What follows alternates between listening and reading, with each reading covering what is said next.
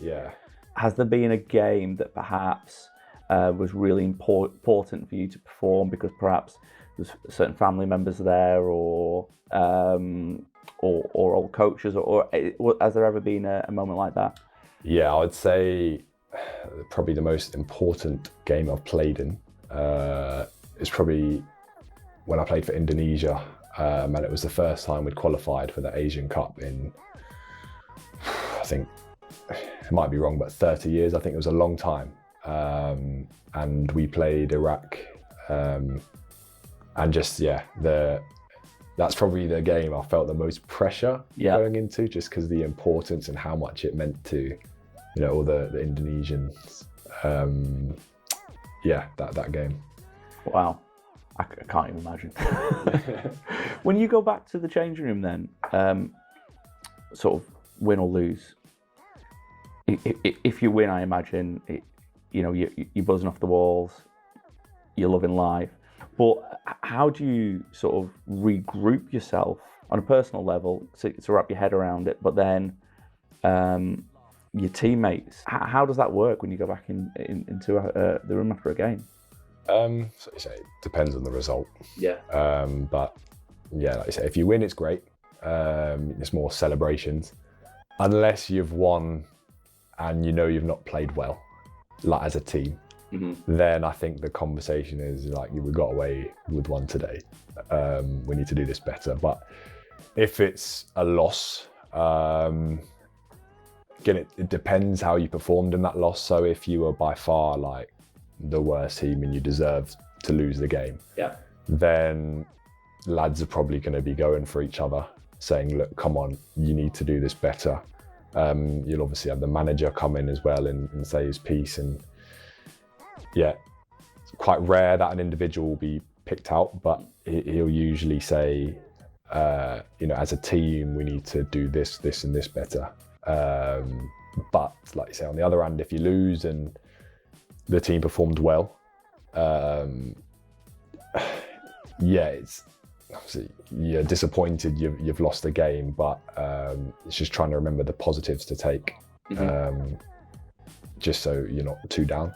Of course. Yeah. Do you have any rituals before you go out to a game? I wouldn't say I do. The only superstition I have is I wear like a wrist tape on my left wrist now. Yeah, don't ask me where I got it from. But yeah, I just do that. Right. Okay, we won't ask. Tell me afterwards. Would you or could you come up with one piece of advice for mental resilience that you could perhaps give a player coming into the game now? Would probably say never get too high or never get too low. I think that keeps you quite mentally neutral and balanced. So if you're going on the resilience aspect, I'd say that's never getting too high or never getting too low. That will help keep you smooth sailing, I think. I like it.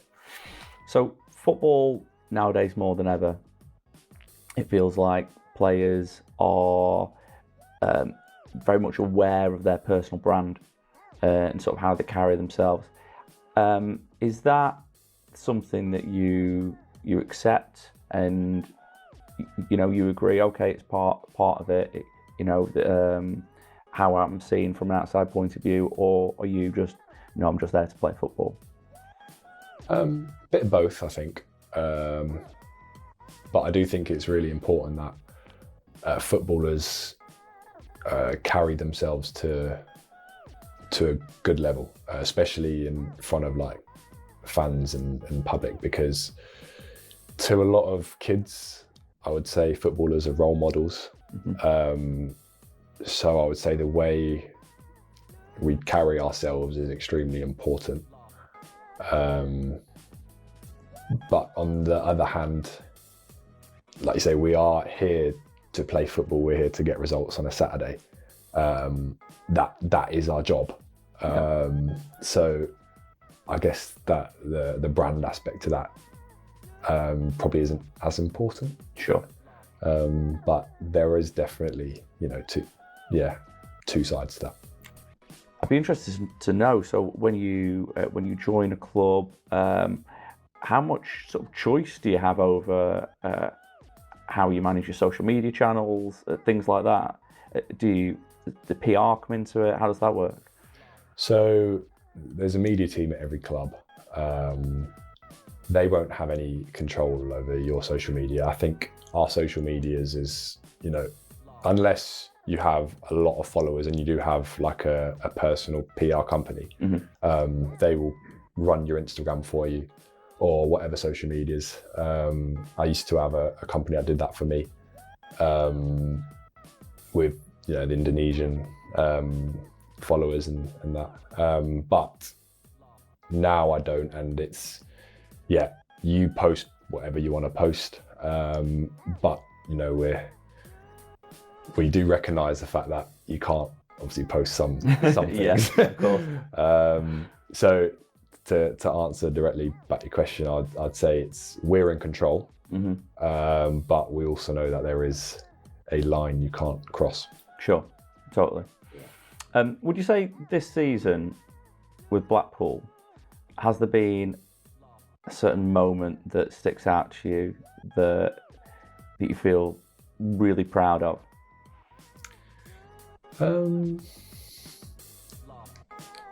Personally, it's not been an ideal season for me, just because I've been injured for the best part of 5 months of it. So I would say the proudest moment for me this season that sticks out would be the first game I think I played when I come back from injury, and I got through the 90 minutes, and I thought, all the work that I did in those 5 months, even though like they're behind closed doors, people don't see it, it's come out because we won as well, which always helps. So I guess, for me, that was the best moment. Amazing. Okay. How do you set yourself goals?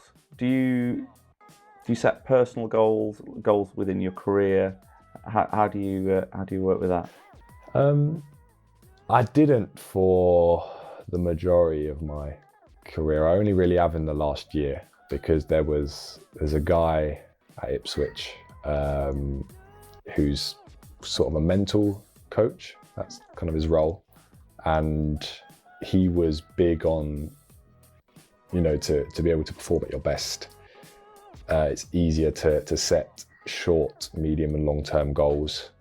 So every day you've got, a target or something you want to reach. And so for me, I think setting the long-term goal is probably the most important first. And then the mediums and shorts are the little ones about how you're going to get to the long-term one. So it's kind of like a reverse goal setting. Looking at the goal and then almost like reverse engineering Exactly. it. Okay. And think about the little steps it will take to eventually get to that. Amazing. Yeah. Okay. And do you put that in every aspect of your life now? I probably don't. I think I should. Especially in my personal life, I think. I think I should more, actually. I think we all would agree with that with ourselves. There's always, you put so much effort into one area, then perhaps another area starts to fall. As a business owner, as a father, as a husband, you're constantly spinning these plates and trying to work hard on all of them all at the same time. So no, I get that. But I like that approach of focusing on goal and reverse engineering. So what would, I don't know, like say the next sort of 5 years look like to you in an ideal world? So the goal I've set myself for 5 years' time is to be a consistent player, regular player in the Championship. And, obviously I have ambitions one day to be Premier League player.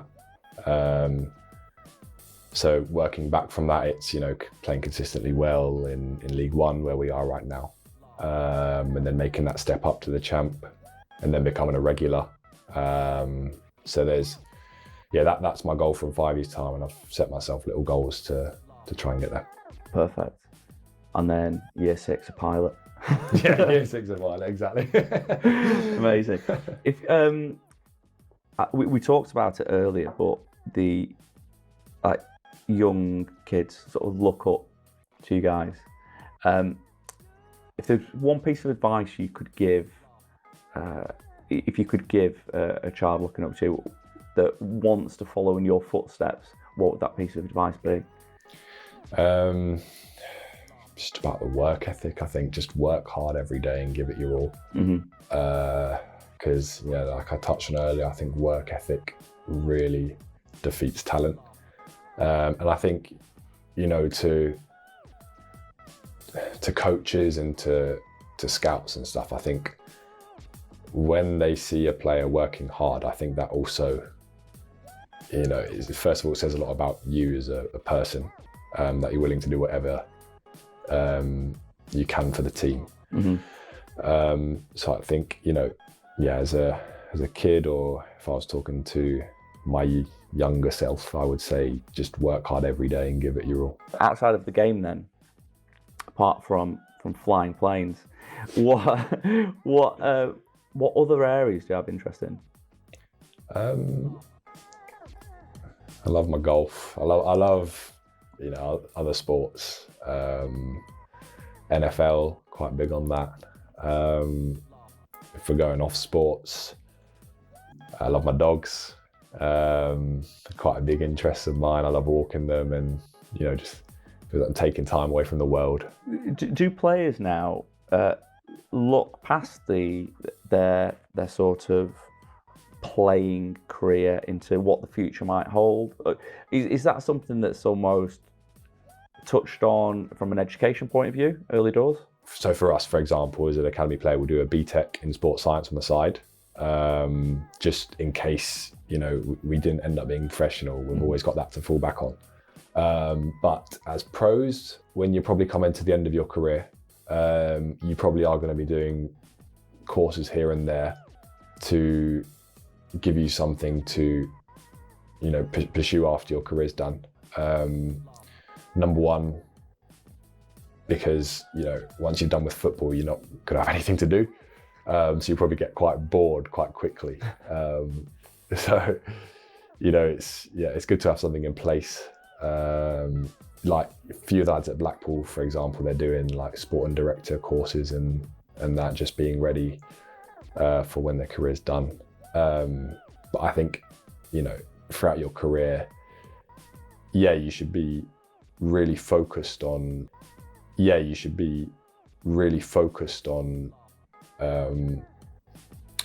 the football and give everything to the football.